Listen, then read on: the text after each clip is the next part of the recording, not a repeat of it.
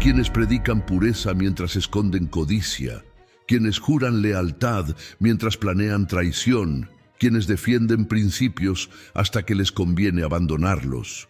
La moral, esa construcción que muchos veneran como absoluta e inquebrantable, no es más que una máscara que cambia de rostro según el viento del interés. He observado reyes bendecir guerras santas por territorios, sacerdotes vender perdón por oro, amigos traicionar hermandades por poder. Y en cada caso, todos juraban actuar por justicia, por Dios, por honor, pero yo, Maquiavelo, he aprendido una verdad que pocos tienen el coraje de admitir. La moral no gobierna al hombre. El interés gobierna la moral. Y quienes comprenden esto no son los más malvados, son los más libres. Porque mientras otros se encadenan a principios que ellos mismos violarán cuando les convenga, los que entienden esta ley se adelantan, se adaptan y conquistan. Antes de continuar, déjame saber en los comentarios desde qué región estás viendo este mensaje, porque lo que compartiré a continuación transformará para siempre tu manera de entender el poder y la naturaleza humana. La moral nació como herramienta de control, no como verdad divina. Cuando los poderosos necesitaban que las masas obedecieran sin rebelarse, crearon códigos de comportamiento que llamaron sagrados, eternos, incuestionables. No matarás, decían, mientras enviaban ejércitos a masacrar naciones enteras. No robarás, predicaban, mientras acumulaban riquezas arrancadas de los pueblos conquistados. La moral nunca fue diseñada para limitar a quienes tienen poder, sino para controlar a quienes no lo tienen. Es el cerrojo invisible que mantiene al débil atado mientras el fuerte se mueve libremente, cambiando las reglas según su conveniencia. Observa con atención y verás que aquellos que más predican moralidad son precisamente quienes más la violan cuando nadie los observa. El político que jura transparencia mientras desvía fondos públicos. El líder religioso que condena la lujuria mientras mantiene amantes en la sombra. El empresario que habla de ética mientras destruye competidores con prácticas despiadadas. Todos ellos entienden lo que las masas ignoran. La moral no es un límite real, es un discurso estratégico. Se exhibe en público como virtud y se abandona en privado como estorbo. La gran trampa de la moral tradicional es que te enseña a autolimitarte mientras otros avanzan sin esas cadenas. Te dicen que seas honesto, pero el deshonesto obtiene el contrato. Te piden que seas humilde, pero el arrogante recibe el ascenso. Te exigen que perdones, pero quien busca venganza restaura su poder. Y mientras tú te aferras a principios que te prometieron recompensas celestiales o sociales, el mundo real reparte sus premios a quienes entienden que la moral es negociable según el contexto. No es cinismo, es observación clara de cómo funciona el poder. El verdadero engaño no está en abandonar la moral completamente, sino en creer que existe una moral universal aplicable a todas las situaciones. La moralidad rígida es el lujo de quien nunca ha enfrentado decisiones imposibles. Cuando un padre debe elegir entre robar o ver a sus hijos morir de hambre, la moral abstracta se desmorona ante la realidad concreta. Cuando un líder debe decidir entre sacrificar 100 vidas o perder 1000, los principios absolutos pierden su brillo filosófico. La vida real no respeta los dilemas morales de salón, impone situaciones donde sobrevive quien se adapta, no quien se aferra a códigos escritos por quienes nunca enfrentaron verdaderas crisis.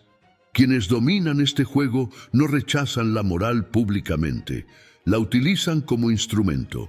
Saben cuándo invocarla para ganar apoyo popular y cuándo ignorarla para obtener resultados efectivos. Predican lo que la audiencia quiere escuchar mientras ejecutan lo que la situación demanda. Esta dualidad no es hipocresía, es maestría. porque el poder real no pertenece a quien es moralmente consistente, sino a quien es estratégicamente flexible. Los que se niegan a entender esto permanecen en la pureza impotente de sus principios, admirados quizás, pero jamás temidos ni influyentes. La historia demuestra una y otra vez que los más grandes líderes no fueron los más virtuosos según los códigos morales de su época, sino quienes supieron cuándo romperlos. César cruzó el Rubicón violando las leyes de Roma. Napoleón coronó su propio imperio desafiando las tradiciones sagradas. Lincoln suspendió garantías constitucionales para preservar la Unión. Todos ellos fueron condenados moralmente por sus contemporáneos y venerados históricamente por sus resultados. ¿Qué nos dice esto? Que la moral se juzga retrospectivamente según el éxito, no prospectivamente según los principios. El ganador escribe las reglas morales de la próxima generación. El dilema esencial que enfrenta todo hombre o mujer de acción es simple pero brutal. Puede ser moralmente puro o puede ser efectivo. Raramente ambas cosas simultáneamente. Cuando el interés de tu familia, tu causa o tu supervivencia entra en conflicto con los códigos morales establecidos, solo los ingenuos creen que existe una tercera vía mágica donde todos ganan y nadie sufre. La realidad impone elecciones desgarradoras, donde mantener tu pureza moral significa abandonar tus intereses vitales. Y en ese momento de verdad, casi todos eligen el interés, aunque luego inventen narrativas morales para justificar su decisión. Esta no es una invitación al caos ético ni a la crueldad gratuita. Es un llamado a la honestidad brutal sobre cómo funciona realmente el mundo del poder. Porque quienes comprenden que la moral cambia cuando el interés aparece, no se convierten necesariamente en monstruos, se convierten en realistas. Y el realismo no es pesimismo, es la capacidad de ver las cosas como son, no como nos gustaría que fueran. Solo desde esa claridad despiadada se puede navegar el mundo real sin autoengaño, sin sorpresas amargas, sin el perpetuo desconcierto de quienes no entienden por qué sus principios nobles no les traen los resultados que esperaban. El primer paso hacia el verdadero poder es liberarte de la ilusión de que existe una moral objetiva flotando en el universo esperando ser descubierta.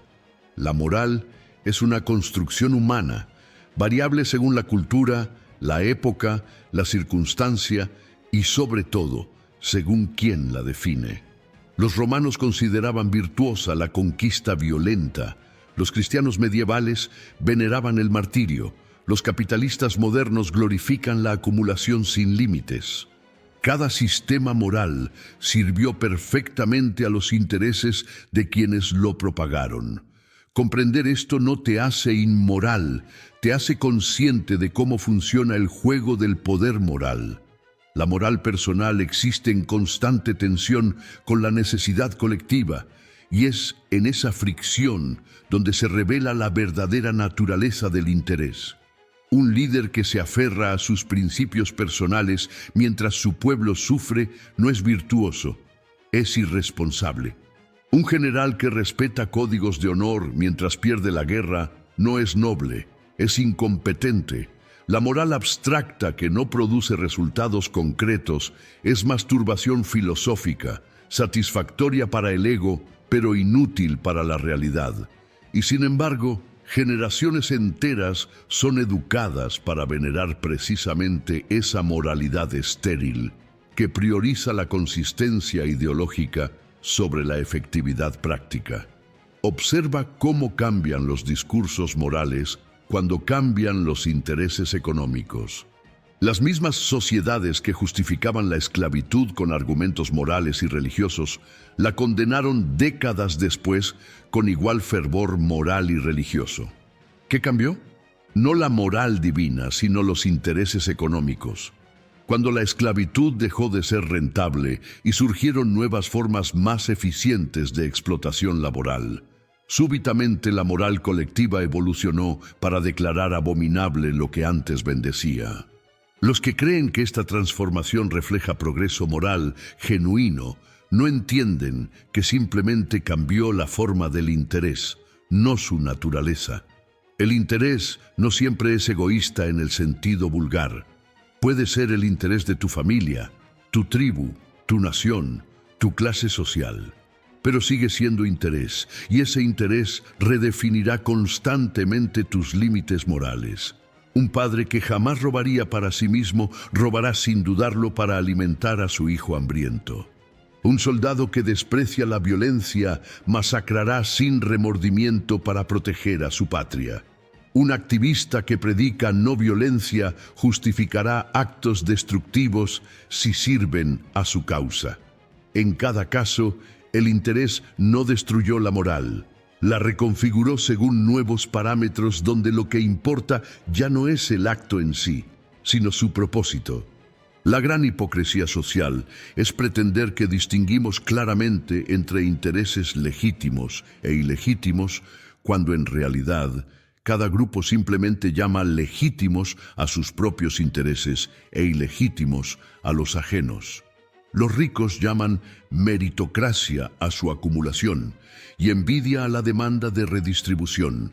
Los pobres llaman justicia a sus reclamos y avaricia a la riqueza ajena. Cada clase, cada facción, cada individuo construye un marco moral que casualmente coincide con sus intereses materiales. No es conspiración consciente. Es la tendencia natural de la mente humana a racionalizar como correcto aquello que le conviene. Quienes han alcanzado verdadero poder comprenden esta dinámica y la utilizan conscientemente. Saben que no basta con actuar según tu interés, debes vestir ese interés con ropaje moral que lo haga aceptable ante los demás. Por eso, los conquistadores siempre invaden en nombre de la civilización. Los explotadores siempre acumulan en nombre del progreso. Los manipuladores siempre engañan en nombre de un bien superior. No es suficiente tener poder, debes tener también la narrativa moral que justifique ese poder ante quienes lo sufren. El dominio completo requiere controlar tanto la realidad material como su interpretación ética. Déjame ser claro sobre algo crucial. Reconocer que la moral cambia según el interés no significa que debas convertirte en un psicópata sin principios.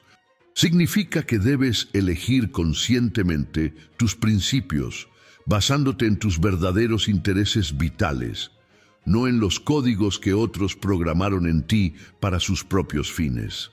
Significa que cuando enfrentes una crisis donde tus principios choquen con tu supervivencia o la de quienes amas, no te sorprendas ni te avergüences de elegir la supervivencia. Significa que puedes mantener una brújula moral personal sin la ilusión de que esa brújula señala hacia algún norte absoluto grabado en el cosmos. El peligro de la moralidad rígida no es solo que te paraliza en momentos críticos, sino que te convierte en víctima fácil de quienes no comparten tus limitaciones.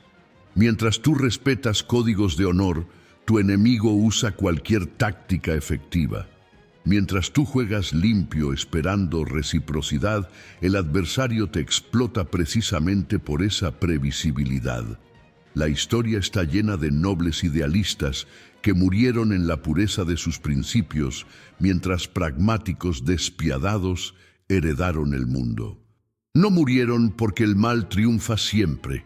Murieron porque confundieron la moral con estrategia y pagaron el precio de ese error.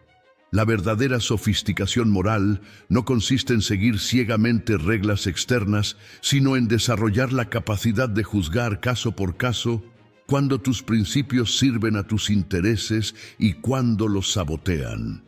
Esto requiere una honestidad brutal contigo mismo que pocos poseen.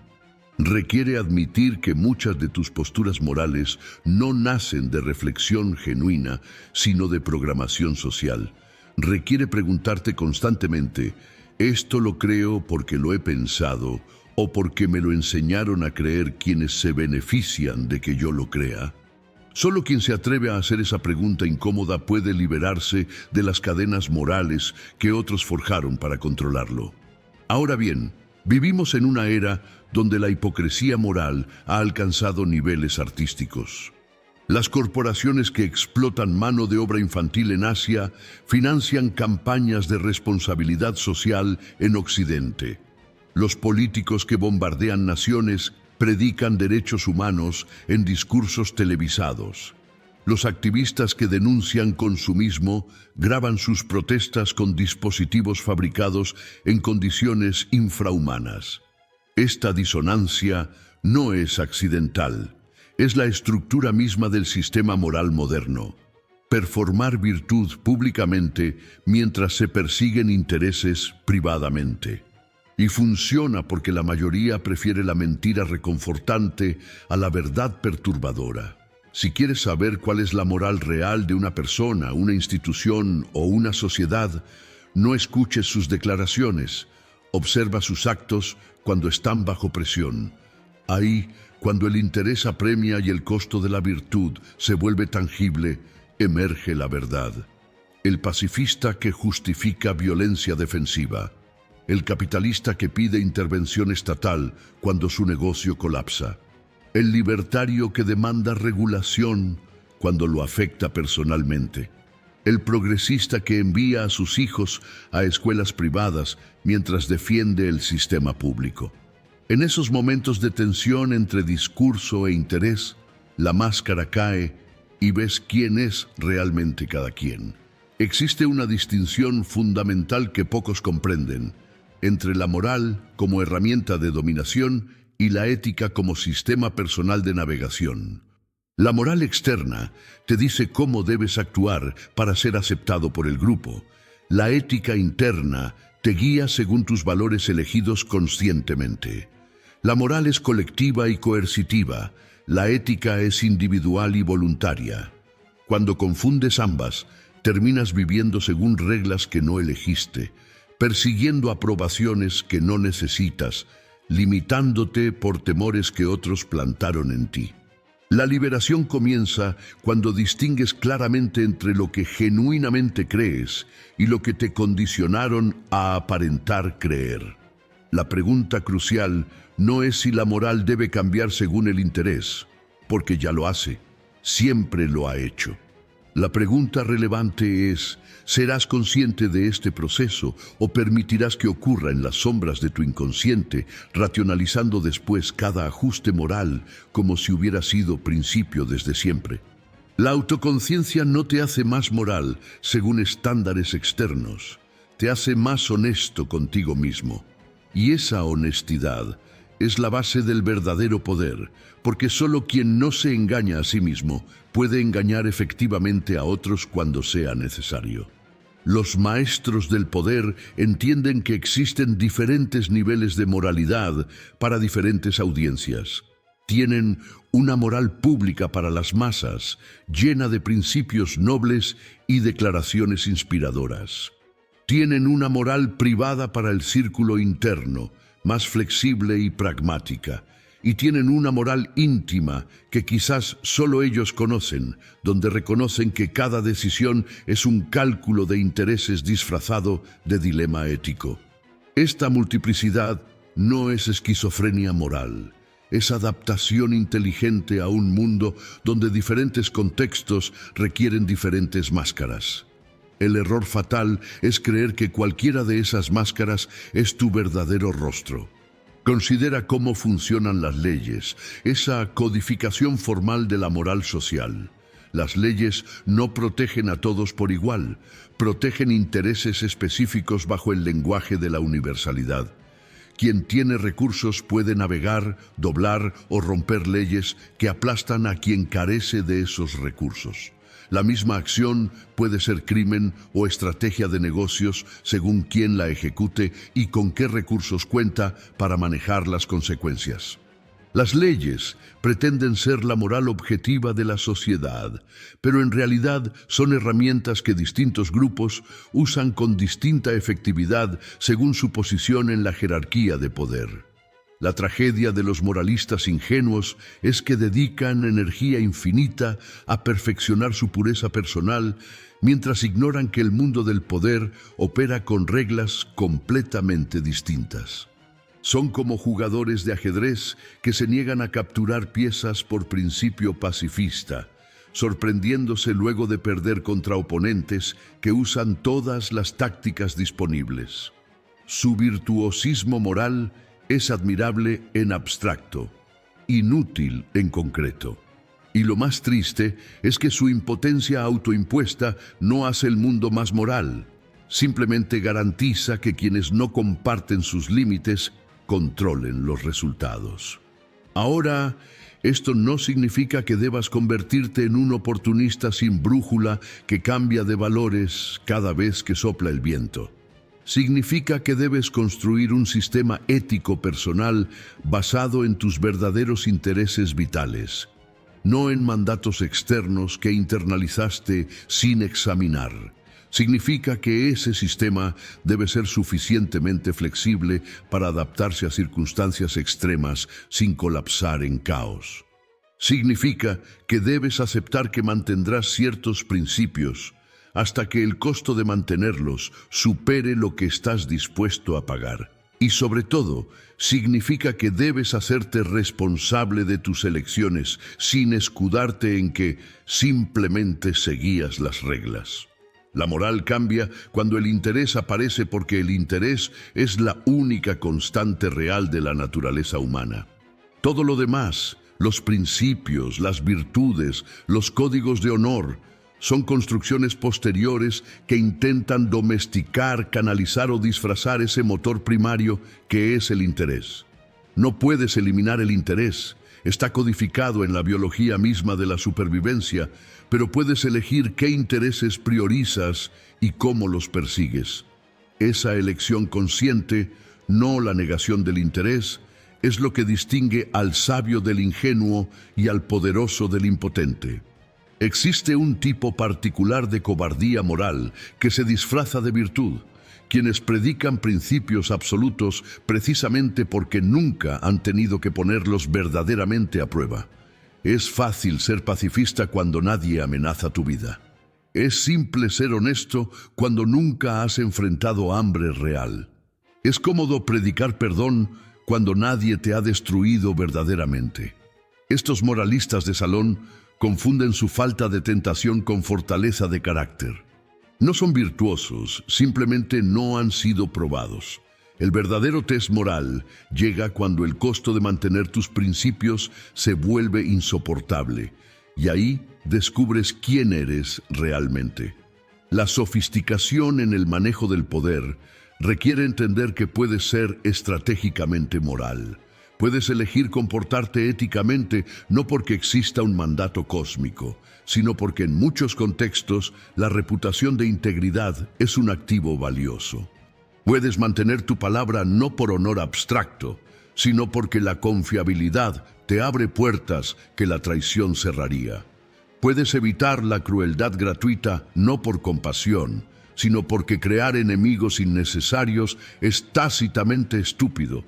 En otras palabras, puedes llegar a comportamientos moralmente aceptables desde motivaciones completamente pragmáticas y funcionalmente los resultados son indistinguibles. Lo que separa al verdadero pragmático del mero oportunista es la capacidad de jugar el juego largo. El oportunista sacrifica reputación por ganancia inmediata. El pragmático invierte en reputación como activo de largo plazo. El oportunista rompe alianzas cuando ya no las necesita. El pragmático las mantiene porque comprende que las circunstancias cambian. El oportunista explota cada ventaja sin calcular costos futuros. El pragmático sabe que el mundo da vueltas y hoy poderoso puede ser mañana vulnerable.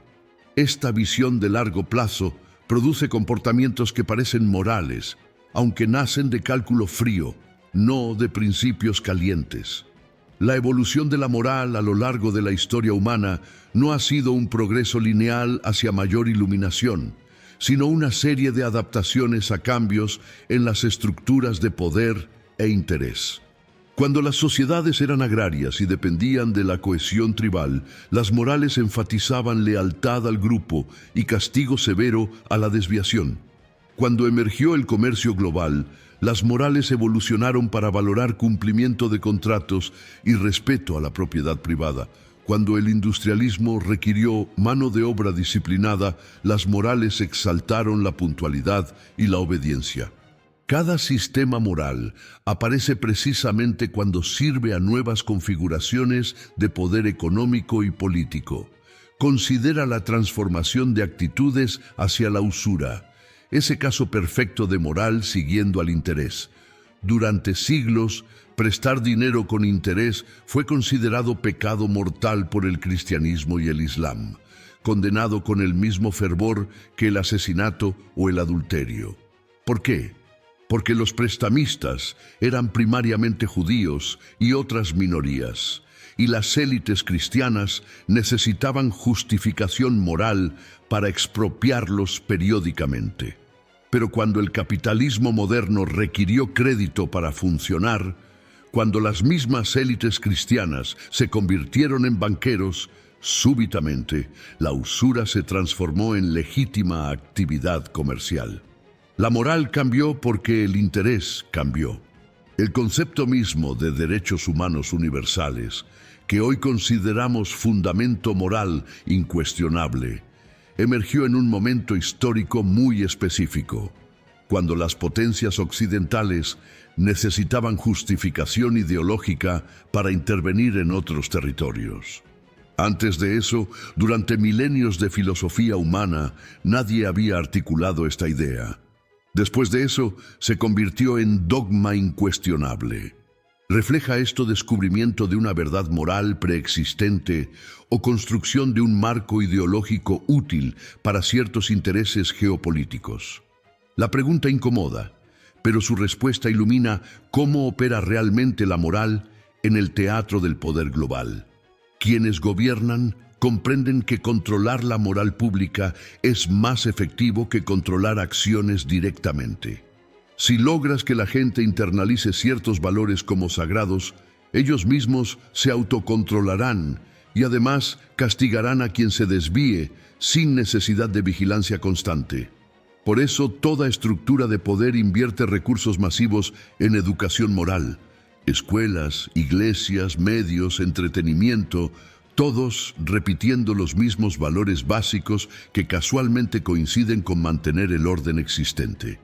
No es conspiración, es ingeniería social, y funciona porque la mayoría nunca cuestiona de dónde vienen sus valores morales más profundos. Existe un tipo de rebeldía moral que es solo la adopción de una moral alternativa igualmente rígida. El ateo militante que reemplaza dogma religioso con dogma cientificista. El revolucionario que sustituye moralidad burguesa con moralidad proletaria. El libertario que cambia autoritarismo estatal por fundamentalismo de mercado. En todos los casos, simplemente intercambian una jaula mental por otra, sin alcanzar la verdadera libertad que viene de reconocer que toda moral es construcción humana, herramienta a ser usada conscientemente, no verdad a ser obedecida ciegamente. La auténtica liberación requiere trascender no esta o aquella moral, sino la necesidad misma de anclarse en morales externas. La manipulación moral más sutil es aquella que te hace creer que tus intereses coinciden con mantener un sistema que en realidad te perjudica.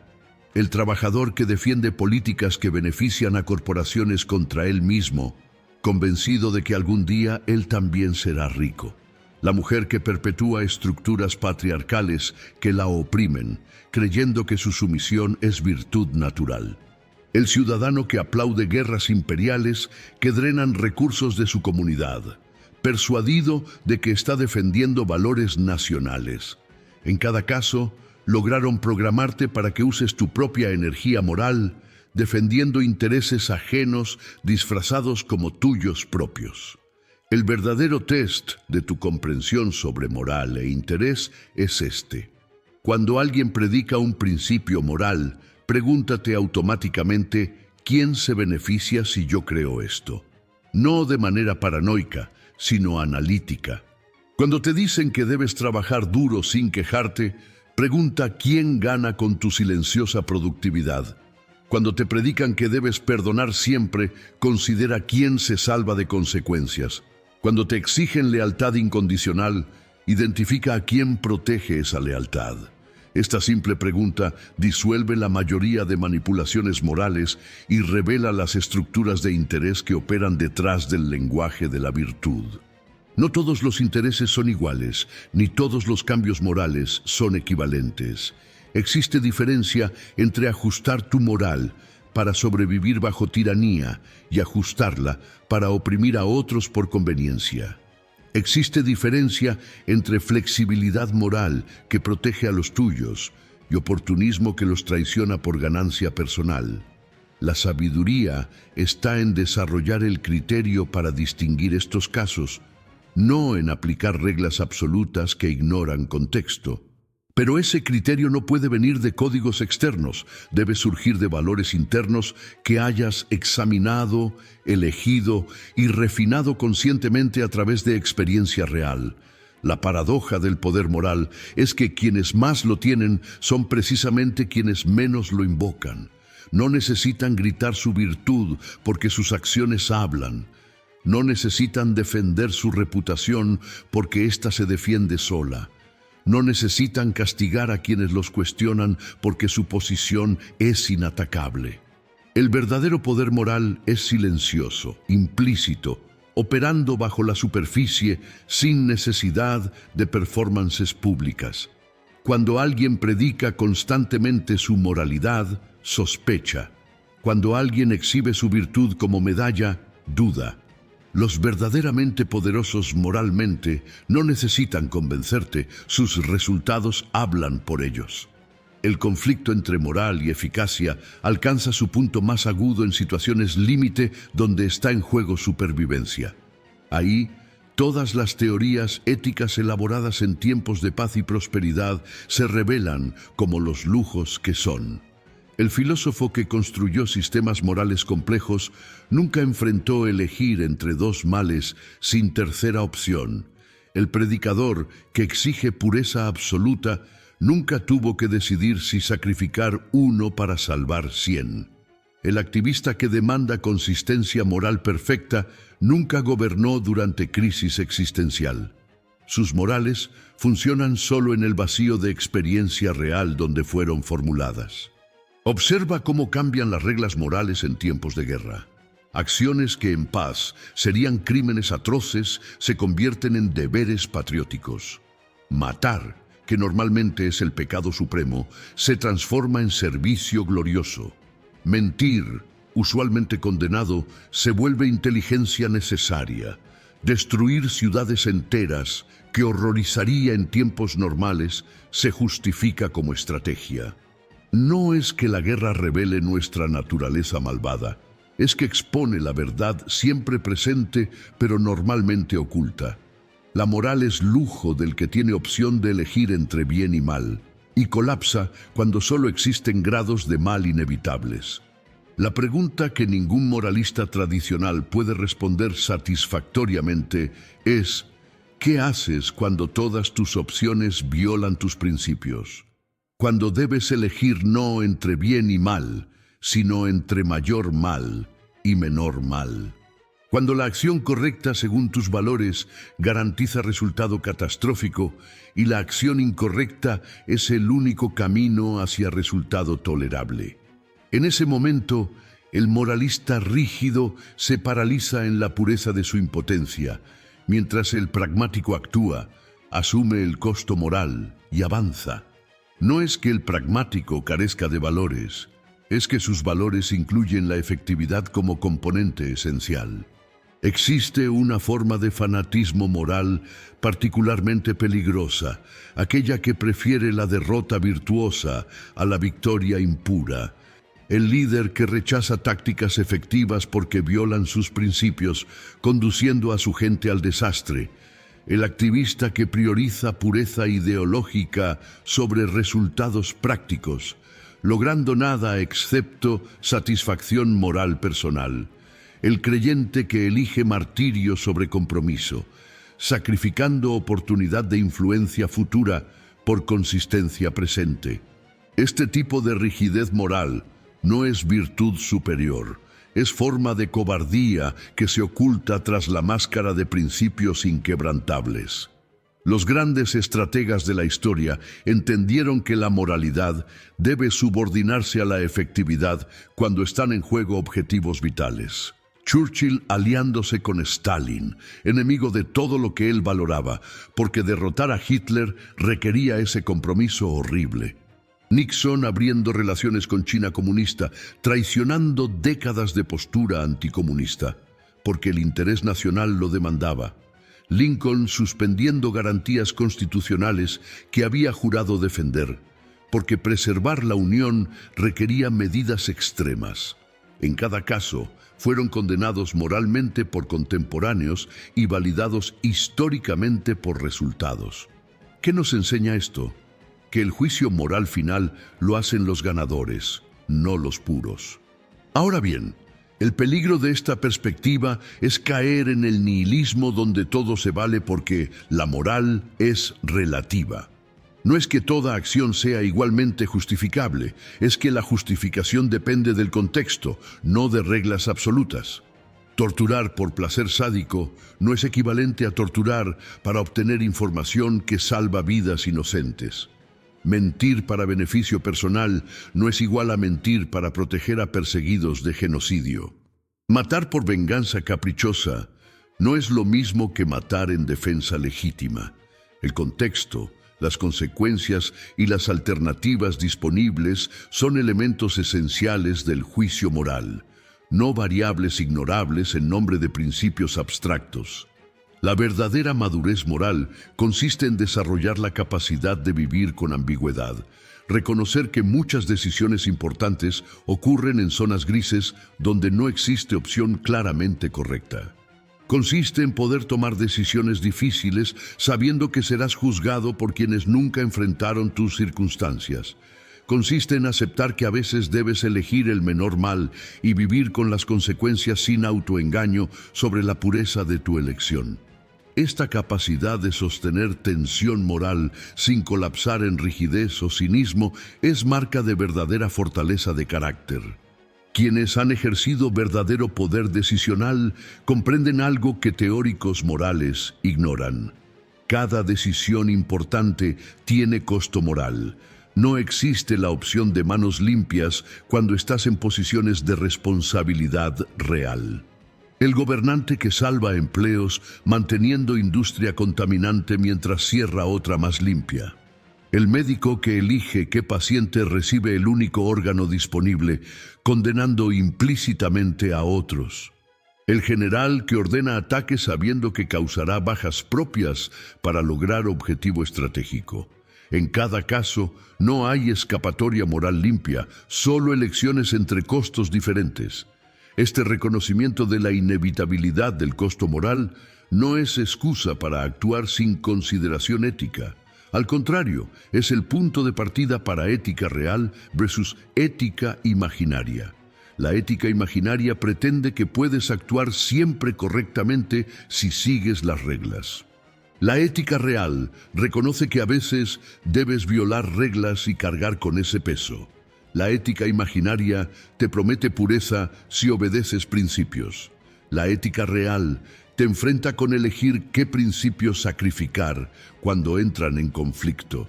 La ética imaginaria es reconfortante pero inútil. La ética real es perturbadora pero funcional. La liberación final viene cuando aceptas que no eres ni completamente bueno ni completamente malo, sino alguien intentando navegar un mundo complejo con herramientas morales imperfectas. Cuando dejas de buscar validación externa de tu pureza moral y desarrollas criterio interno para juzgar tus propias acciones.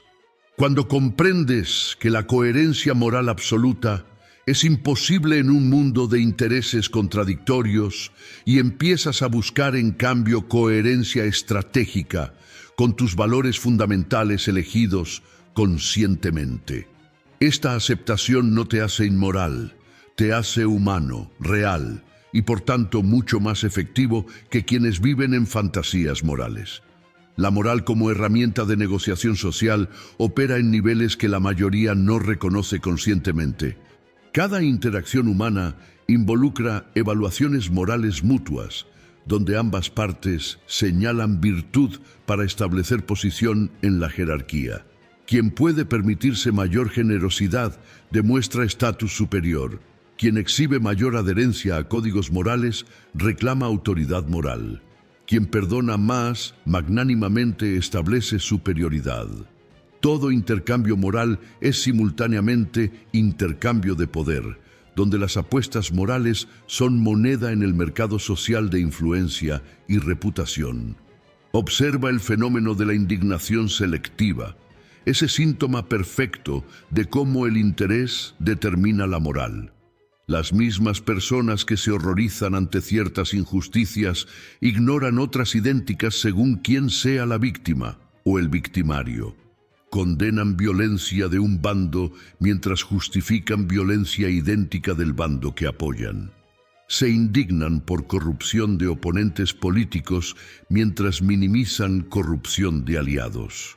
Esta selectividad no es hipocresía consciente, es la expresión natural de cómo el cerebro humano procesa moralidad, no como sistema objetivo, sino como herramienta para defender intereses de grupo disfrazados como principios universales.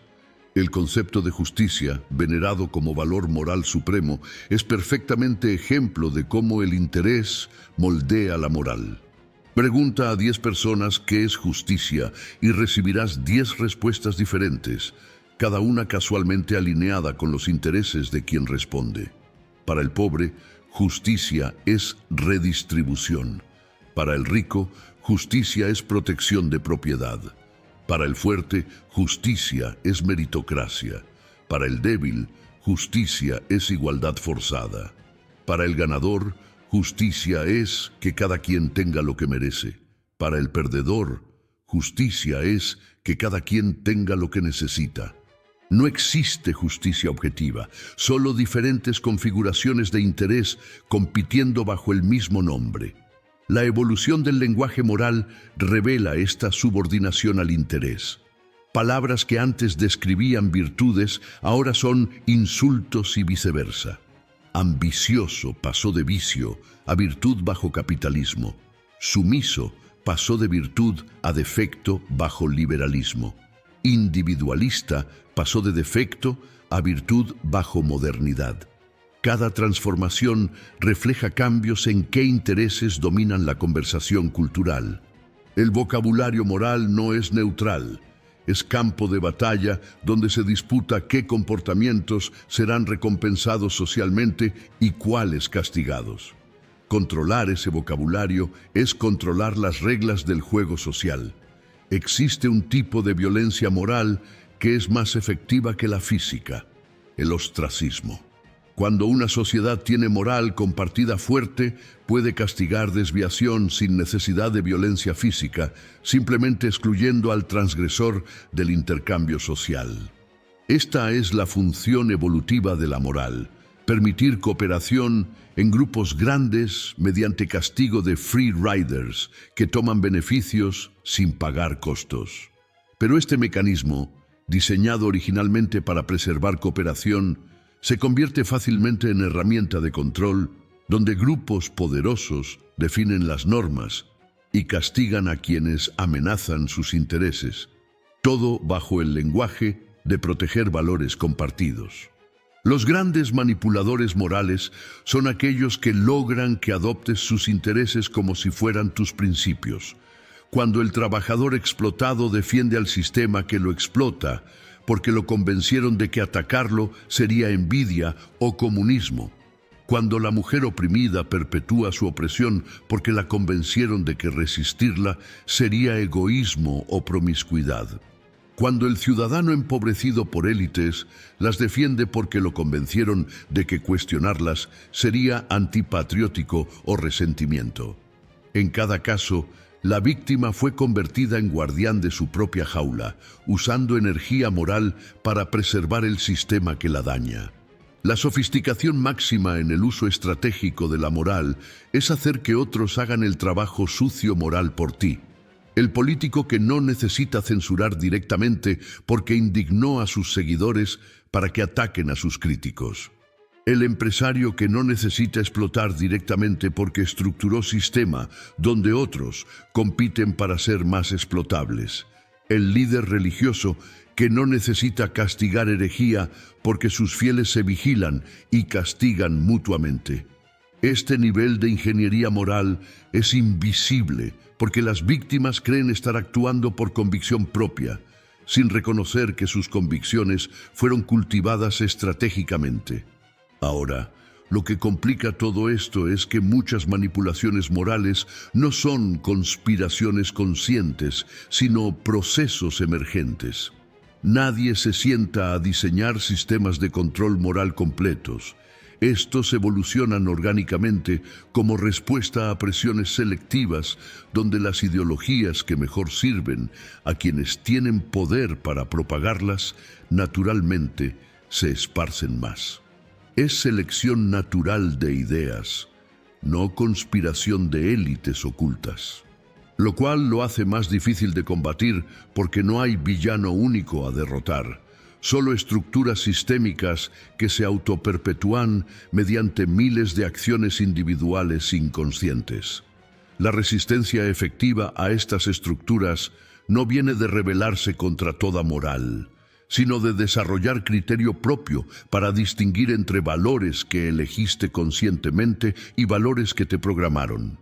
Requiere el difícil trabajo de examinar cada creencia moral que sostienes y preguntarte, ¿esto lo creo porque lo he pensado o porque me lo enseñaron quienes se benefician de que yo lo crea? La mayoría no hace este trabajo porque las respuestas son perturbadoras. Es más cómodo asumir que tus valores morales son tuyos propios cuando en realidad muchos son software instalado por otros para sus propósitos. La verdadera autonomía moral, entonces, no es rechazar toda moral externa, sino desarrollar la capacidad de evaluarla críticamente, adoptar conscientemente lo que sirve a tus intereses vitales genuinos y rechazar lo que sirve a intereses ajenos, disfrazados como tuyos. Este proceso nunca termina porque los intentos de programarte moralmente nunca cesan. Cada día enfrentas nuevos mensajes morales en medios, publicidad, redes sociales, educación, todos intentando moldear tus valores en direcciones que benefician a alguien. Tu única defensa es vigilancia constante y voluntad de cuestionar incluso tus convicciones más profundas. El aspecto más perturbador de cómo la moral cambia con el interés no es que suceda, sino la velocidad con que la gente racionaliza estos cambios como si hubieran sido consistentes todo el tiempo. La memoria moral es notoriamente flexible. Quien ayer condenaba algo, hoy lo defiende sin reconocer contradicción, habiendo reescrito inconscientemente su historia moral para mantener imagen de coherencia. Esta capacidad de autoengaño no es defecto sino característica del cerebro humano, diseñada evolutivamente para permitirnos cambiar adaptativamente de posición sin el costo psicológico de reconocer inconsistencia. Considera cómo funcionan las revoluciones morales, no como descubrimientos súbitos de verdades antes ocultas, sino como cambios de poder donde nuevos grupos ascendentes imponen su marco moral sobre el anterior. Los ganadores llaman esto progreso moral. Los perdedores lo llaman decadencia.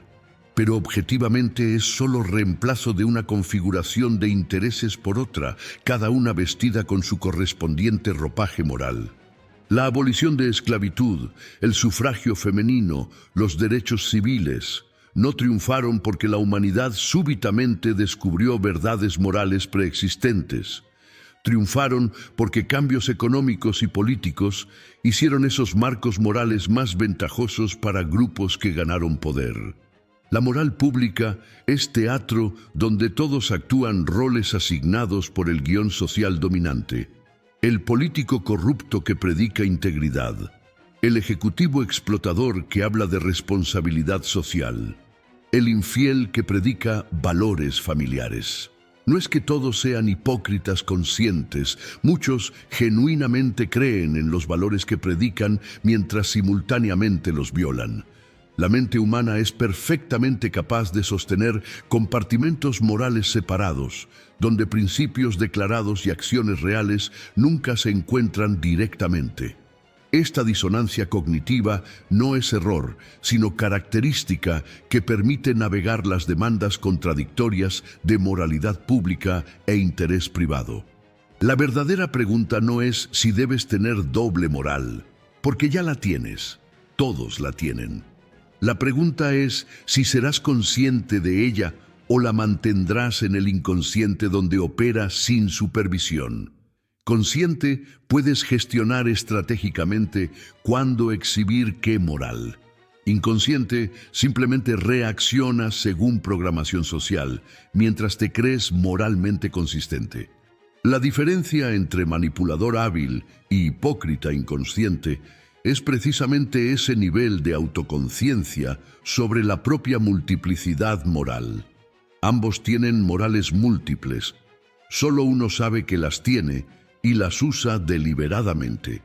Existe un fenómeno fascinante en dinámicas de grupo, la escalada moral, donde miembros compiten para demostrar quién es más virtuoso según los estándares del grupo, elevando continuamente la barra hasta niveles absurdos. Esto produce puritanismo creciente donde cualquier desviación menor se castiga brutalmente, no porque realmente importe moralmente, sino porque el castigo demuestra la virtud del castigador. Ver esto en acción en movimientos políticos, organizaciones religiosas, comunidades ideológicas. La función no es proteger valores genuinamente, es establecer jerarquías mediante exhibiciones competitivas de pureza moral. Los ciclos morales en sociedades siguen patrones predecibles. Períodos de relajación moral, donde se toleran transgresiones, son seguidos por backlash puritano, que reimpone códigos estrictos. Este péndulo no se mueve aleatoriamente, sino en respuesta a cambios en estructuras de poder e interés económico. Cuando sistema establece, requiere disciplina social, la moral se vuelve rígida. Cuando sistema necesita flexibilidad e innovación, la moral se relaja. Observa esto históricamente. Moralidad victoriana emergió precisamente cuando industrialización requería trabajadores disciplinados. Revolución sexual de años 60 emergió cuando economía consumista necesitaba destruir antiguas restricciones sobre deseo. La manipulación moral más efectiva es aquella que no se siente como manipulación, sino como despertar de conciencia, cuando logran convencerte de que descubriste por ti mismo valores que en realidad te inculcaron cuidadosamente. Esta es la función de gran parte de lo que se llama educación. No enseñar a pensar críticamente, sino programar ciertos valores, haciéndolos parecer como conclusiones lógicas inevitables. El estudiante sale convencido de que alcanzó estas posiciones mediante razonamiento propio, sin reconocer que todo el proceso fue diseñado para producir ese resultado específico. La paradoja es que incluso esta crítica de la moral como construcción al servicio del interés es ella misma una posición moral que sirve a ciertos intereses. La perspectiva maquiavélica no es punto de vista neutral desde el cual juzgar otros puntos de vista. Es otra posición en el tablero moral, útil para ciertos propósitos, limitada en otros. Quien adopta esta perspectiva gana ciertas capacidades de análisis y acción, pero pierde otras formas de conexión y significado que requieren creencia genuina en valores trascendentes. No hay escapatoria de la condición moral, solo elección de qué marco moral habitarás, sabiendo que todos tienen costos y beneficios. Esta autoconciencia recursiva, donde reconoces que incluso tu crítica de la moral es ella misma posición moral, puede llevar a parálisis o a liberación. Parálisis si te pierdes en capas infinitas de relativismo donde nada tiene significado, porque todo es construcción. Liberación si aceptas que sí, todo es construcción. Y precisamente por eso puedes elegir conscientemente qué construir. La diferencia entre nihilismo y pragmatismo iluminado es delgada pero crucial. El nihilista concluye que nada importa. El pragmático concluye que puede elegir qué importará. La maestría moral final no es alcanzar pureza absoluta, sino desarrollar fluidez moral, capacidad de moverte entre diferentes marcos morales según contexto, comprendiendo cada uno sin quedar atrapado en ninguno, como hablar múltiples idiomas morales, usando el apropiado para cada situación. Con tu familia hablas el lenguaje moral de lealtad incondicional. En negocios hablas el lenguaje de intercambio justo. En política hablas el lenguaje de derechos y justicia. Esta no es hipocresía si reconoces que cada contexto tiene su propia gramática moral apropiada. Es sofisticación. La relación entre moral y poder alcanza su expresión más clara en cómo sociedades castigan transgresiones. No castigamos proporcionalmente al daño causado, castigamos según quién tiene poder para definir qué constituye transgresión grave. Robar millones mediante fraude financiero recibe penas menores que robar cientos en asalto, porque quienes escriben leyes están más cerca de financieros que de asaltantes. Violencia estatal es legítima, mientras violencia contra Estado es terrorismo. La misma acción es crimen o justicia según quien la ejecuta y contra quién. El sistema legal no es aplicación neutral de moral objetiva, sino herramienta de poder moral del grupo dominante. Existe una forma particularmente insidiosa de control moral: convertir necesidad en virtud. Cuando quienes tienen poder necesitan que otros trabajen por poco, convierten el trabajo duro en virtud moral suprema. Cuando necesitan que otros no reclamen, convierten la paciencia en virtud. Cuando necesitan que otros no cuestionen, convierten la obediencia en virtud. Las virtudes que cada sociedad exalta son sospechosamente convenientes para quienes la dominan. No es accidente, es ingeniería moral, donde el poderoso define como virtuoso precisamente el comportamiento que más le beneficia recibir de otros. El cinismo moral es peligro real de esta perspectiva. Si todo es interés disfrazado de moral, ¿por qué no actuar sin restricción alguna? Pero esto confunde dos cosas distintas. Reconocer que la moral es construcción humana al servicio de intereses no significa que debas actuar sin consideración moral. Significa que debes elegir conscientemente qué valores servirás y por qué, en lugar de obedecer ciegamente códigos externos. Significa que puedes mantener compromisos morales profundos mientras reconoces que no tienen fundamento cósmico, solo fundamento en tu elección de qué tipo de persona ser y qué tipo de mundo ayudar a crear. La diferencia crucial está entre cinismo y realismo. El cínico concluye que porque la moral es construcción, nada importa. El realista concluye que porque la moral es construcción, importa cómo construimos. El cínico ve hipocresía y se rinde a ella. El realista ve hipocresía y decide qué hipocresías tolerará en sí mismo y cuáles no. El cínico usa el carácter construido de la moral como excusa para inmoralidad. El realista lo usa como invitación a construcción consciente de carácter elegido. Ambos ven la misma realidad, pero sacan conclusiones opuestas sobre qué hacer con ese conocimiento. Las morales más poderosas históricamente han sido aquellas que lograron fusionar interés individual con narrativa de significado trascendente. El cristianismo no triunfó solo por ofrecer recompensas celestiales. Triunfó porque ofreció estructura moral que servía tanto a intereses de cohesión comunitaria como a necesidades psicológicas de significado. El capitalismo no domina solo por eficiencia económica. Domina porque logró vestir persecución de interés material con narrativa de libertad y progreso. Las ideologías exitosas son aquellas que resuelven la tensión entre cinismo e idealismo, ofreciendo marcos donde puedes perseguir interés mientras te sientes noble haciéndolo. El futuro de la moral en era de información es fascinante porque nunca antes tanta gente tuvo acceso simultáneo a tantas perspectivas morales contradictorias. Antes podías vivir toda tu vida dentro de un solo marco moral sin cuestionarlo porque nunca encontrabas alternativas. Ahora, un adolescente con Internet puede comparar 1000 sistemas morales en una tarde.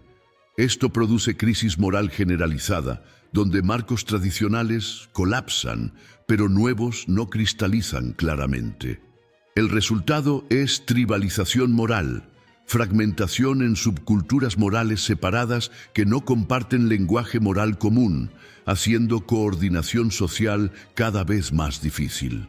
Esta fragmentación no es necesariamente mala. Quizás la era de moral monolítica impuesta por instituciones centralizadas está terminando, siendo reemplazada por ecosistema de comunidades morales que compiten evolutivamente por adherentes, como selección natural de morales donde sobreviven las más útiles para contextos específicos.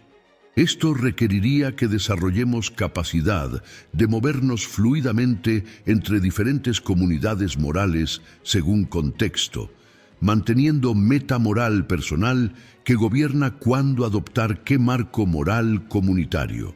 Complicado, pero quizás más honesto que la ficción de moral universal que nunca existió realmente. El rol de la tecnología en transformación moral es subestimado. Cada cambio tecnológico importante produce crisis moral porque hace posibles acciones que sistemas morales previos no contemplaron. Anticonceptivos transformaron moral sexual. Internet transformó moral de privacidad. Inteligencia artificial está transformando moral de trabajo y creatividad. Genética transformará moral de identidad y vida. Cada nueva tecnología crea dilemas que morales antiguas no pueden resolver, forzando construcción de nuevos marcos morales que casualmente coinciden con intereses de quienes controlan esas tecnologías. No es conspiración, es evolución acelerada de moral respondiendo a cambios materiales. La educación moral tradicional falla porque enseña respuestas a preguntas morales en lugar de enseñar cómo hacerse las preguntas correctas. Te dice qué creer, no cómo pensar sobre creencias. Te programa con valores específicos, no te equipa con herramientas para evaluar valores. El resultado son adultos que colapsan moralmente cuando enfrentan situaciones no contempladas por su programación. Educación moral efectiva enseñaría metaética, cómo examinar sistemas morales, cómo identificar sus presunciones ocultas, cómo evaluar sus consecuencias, cómo elegir conscientemente entre ellos. Pero esto amenazaría estructuras de poder que dependen de obediencia moral irreflexiva. La ironía final es que esta crítica exhaustiva de la moral puede producir personas más moralmente responsables que la educación moral tradicional. Porque quien comprende que la moral es elección, no mandato cósmico, y elige igual mantener compromisos morales profundos, tiene carácter más fuerte que quien obedece por miedo o programación. La moral consciente es más resistente que la moral inconsciente porque sobrevive momento de duda donde toda moral programada colapsa. Cuando descubres que tus valores no tienen fundamento externo y eliges mantenerlos igual, te conviertes en su fuente, no su receptor. La morfología del poder moral revela patrones consistentes a través de culturas y épocas. Primero, quien define términos morales controla el debate. Si logras que tu definición de justicia, libertad o bien común se acepte como obvia, ya ganaste sin necesidad de argumentar. Segundo, quien controla instituciones de socialización moral, educación, religión, medios, controla producción de futuras generaciones con valores convenientes. Tercero, quien puede castigar desviación moral sin ser castigado él mismo, ocupa la cima de jerarquía moral. Estas tres formas de poder moral, definicional, institucional y punitivo, se refuerzan mutuamente creando sistemas estables de dominación moral. Pero estos sistemas nunca son completamente estables porque el interés cambia constantemente y con él las bases de la moral. Cada generación enfrenta nuevas presiones materiales que hacen obsoletas morales de la generación anterior. Lo que funcionó cuando recursos eran escasos deja de funcionar en abundancia. Lo que sirvió en sociedad agraria falla en sociedad industrial. Lo que operó bajo nacionalismo colapsa bajo globalización. Esta obsolescencia constante crea oportunidades para emprendedores morales que ofrecen nuevos marcos adaptados a nuevas realidades, desafiando viejas ortodoxias morales que ya no sirven intereses de mayorías relevantes. La historia muestra que revoluciones morales raramente vienen de argumentos filosóficos abstractos, sino de cambios materiales que hacen insostenibles viejas morales. La Reforma Protestante no triunfó por superiores argumentos teológicos, sino porque coincidió con intereses de príncipes alemanes queriendo independencia de Roma. La Ilustración no prevaleció por mejor filosofía, sino porque burguesía ascendente necesitaba marco moral que legitimara capitalismo contra aristocracia feudal. El feminismo no avanzó por argumentos que no existieran siglos antes, sino porque industrialización hizo económicamente viable participación femenina en trabajo asalariado. Cambio moral sigue cambio material, no lo precede. Esto significa que quien quiere transformación moral debe primero cambiar condiciones materiales que sostienen moral existente. Predicar valores alternativos sin cambiar incentivos que recompensan valores actuales es inútil.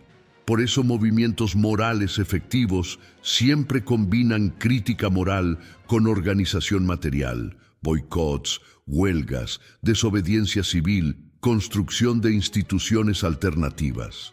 Cambian tanto narrativa como realidad, entendiendo que una sin la otra es insuficiente. Morales que no se encarnan en estructuras materiales permanecen fantasías filosóficas. Estructuras materiales sin justificación moral son frágiles ante crítica. El rol del lenguaje en construcción moral es fundamental, pero subestimado. Cada palabra moral viene cargada de presunciones sobre cómo es el mundo y cómo debe ser. Justicia presupone que existe algo así como distribución correcta. Derechos presupone que existen reclamos que trascienden acuerdos sociales. Deber presupone que existen obligaciones objetivas. Cuestiona estas presunciones y todo el edificio moral construido sobre ellas se tambalea. Por eso batallas morales son batallas semánticas. Quien controla significado de palabras morales clave, controla los límites de lo pensable moralmente. Observa cómo nuevos movimientos morales siempre crean nuevo vocabulario o resignifican palabras existentes. No es accidente ni pedantería, es necesidad estratégica. Feminismo introdujo patriarcado para nombrar estructura antes invisible. Movimientos raciales introdujeron privilegio para conceptualizar ventajas antes naturalizadas. Ambientalismo introdujo sostenibilidad para crear criterio moral nuevo. Cada término nuevo es herramienta conceptual que hace visible lo antes oculto, pensable lo antes impensable, criticable lo antes naturalizado. Controlar evolución del lenguaje moral es controlar evolución de conciencia moral. La resistencia a nuevos marcos morales viene típicamente de quienes se benefician de morales existentes. Esto es obvio, pero vale repetirlo. Cada moral favorece ciertos intereses sobre otros. Entonces quienes son favorecidos defienden esa moral como si fuera verdad eterna, mientras quienes son perjudicados buscan morales alternativas. El conflicto moral es siempre simultáneamente conflicto de intereses, aunque ambos lados lo disfrazan como desacuerdo sobre verdad o justicia. Reconocer esto no resuelve el conflicto, pero lo clarifica, removiendo ilusión de que existe árbitro neutral que podría determinar quién tiene razón objetivamente. La pregunta entonces no es qué moral es verdadera, porque todas son construcciones, sino qué moral queremos construir y con qué propósitos. Esta pregunta solo puede responderse desde posición de interés. ¿Qué tipo de sociedad queremos?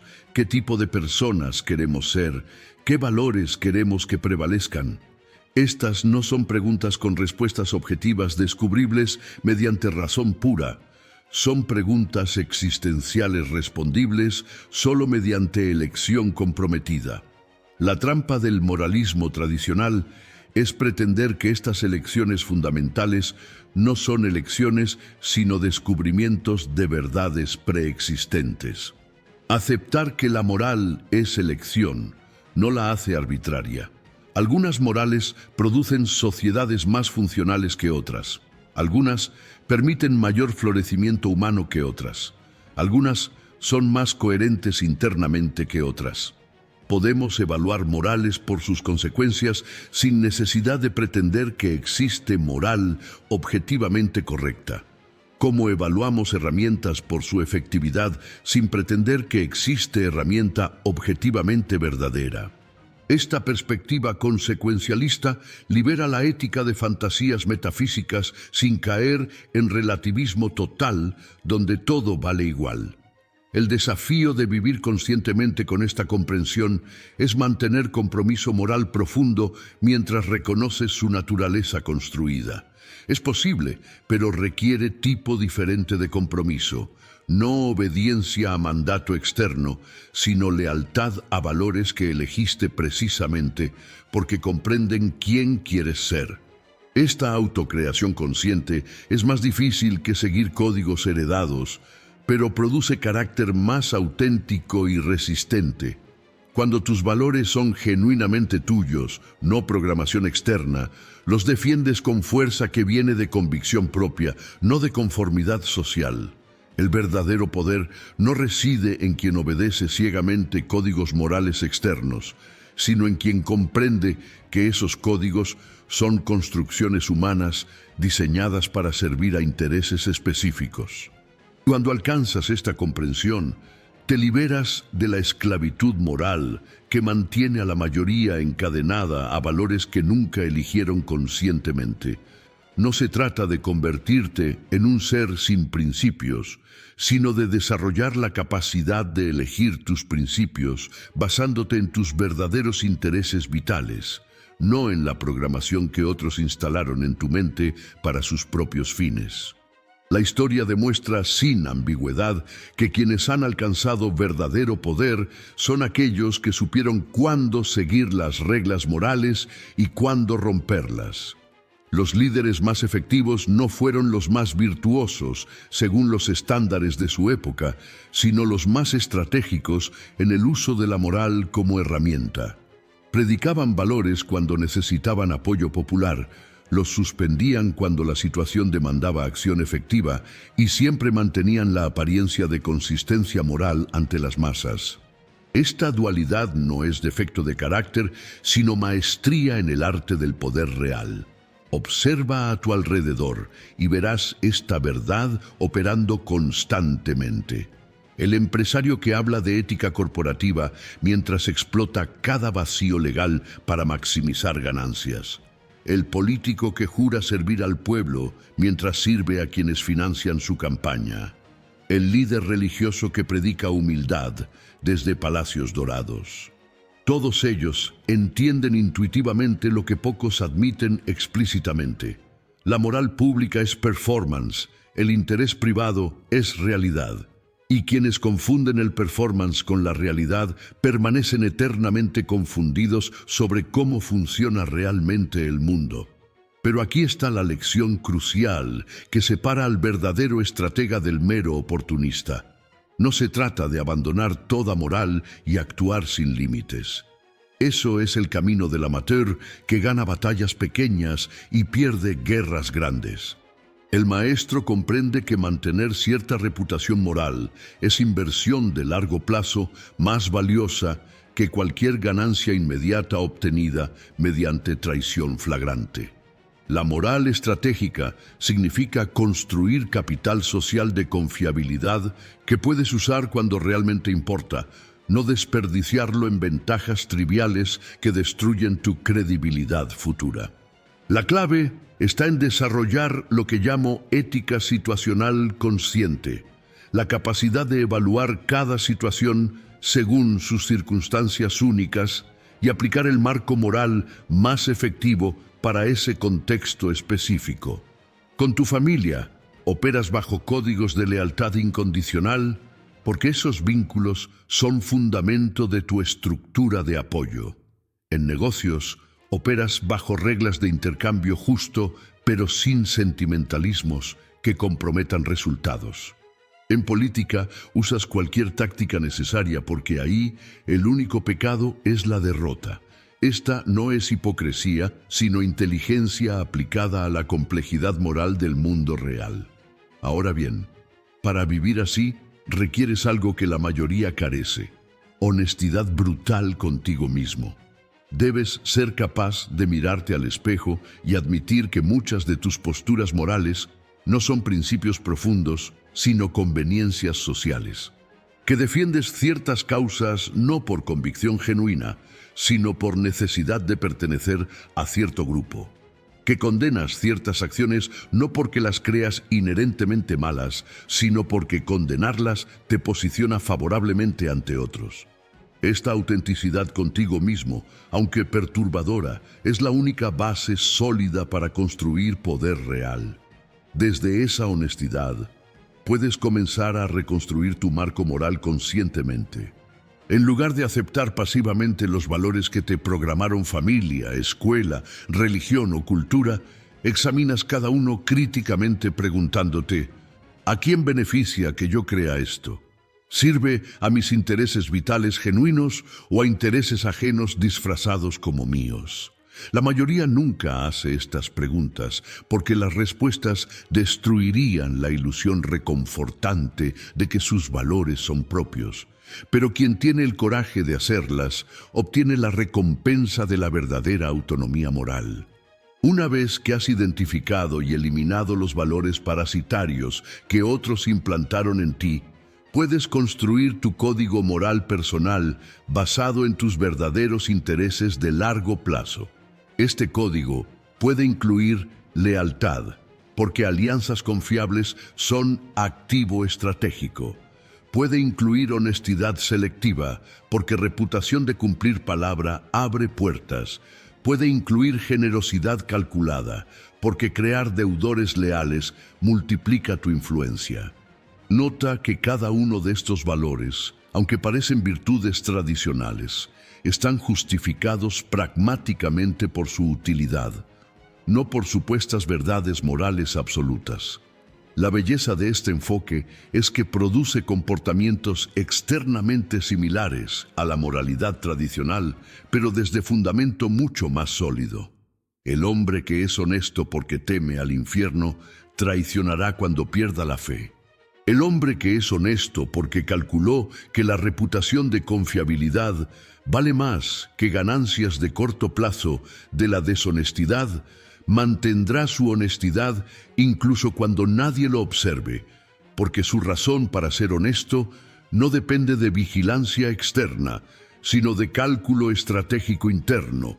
Esto nos lleva a la distinción final entre dos tipos de poder moral: el poder del obediente y el poder del consciente.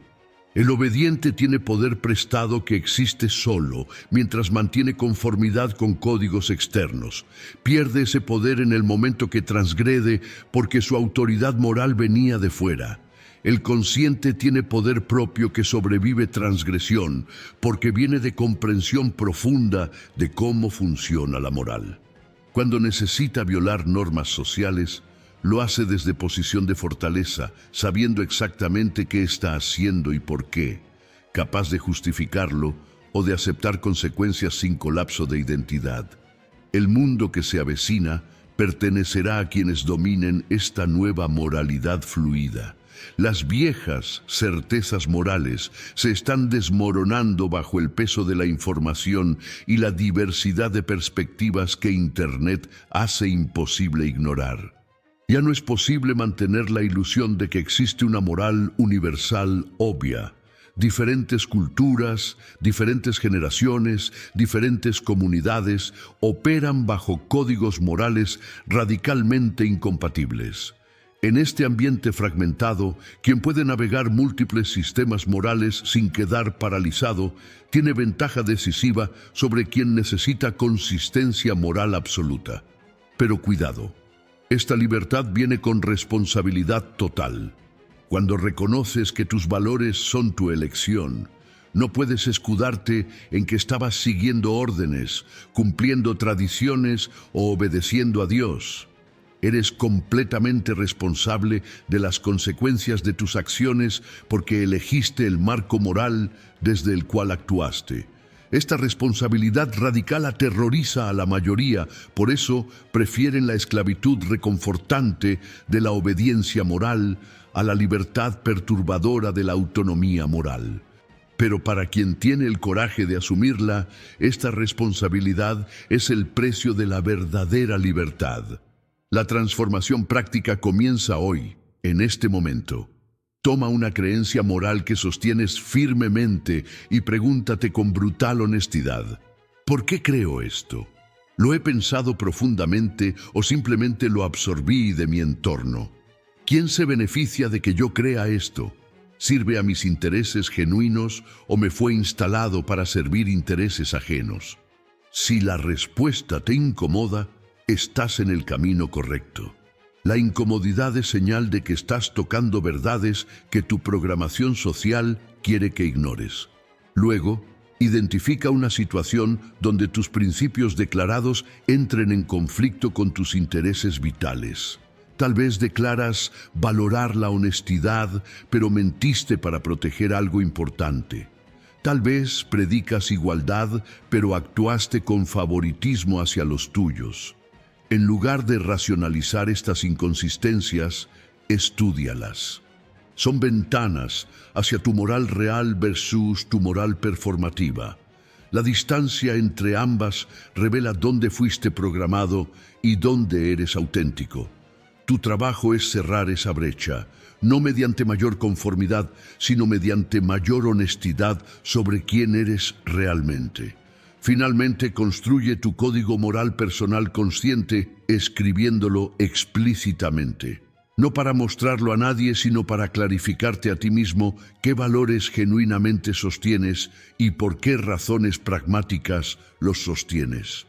Este documento privado se convertirá en tu constitución personal, la brújula que consultas cuando enfrentes dilemas sin respuesta obvia. A diferencia de códigos morales heredados que colapsan bajo presión porque nunca fueron realmente tuyos, este código resistirá porque nace de comprensión profunda de tus verdaderos intereses y valores elegidos conscientemente. La moral cambia cuando el interés aparece porque siempre fue instrumento del interés, nunca su amo. Quienes comprenden esta verdad fundamental no se convierten en monstruos sin principios, sino en arquitectos de su propio destino moral. No son esclavos de códigos que otros escribieron, sino autores de valores que eligieron construir. No son víctimas de hipocresías ajenas, sino maestros de sus propias contradicciones estratégicas. Este es el secreto final que los poderosos conocen y los débiles ignoran. La moral no te gobierna, tú gobiernas la moral. Y el día que comprendes esto completamente, el día que aceptas la responsabilidad total que viene con esta libertad, el día que construyes conscientemente tu código ético personal desde tus verdaderos intereses, ese día Dejas de ser pieza en el tablero de juego moral de otros y te conviertes en jugador que mueve sus propias piezas. Ese día comienzas realmente a vivir.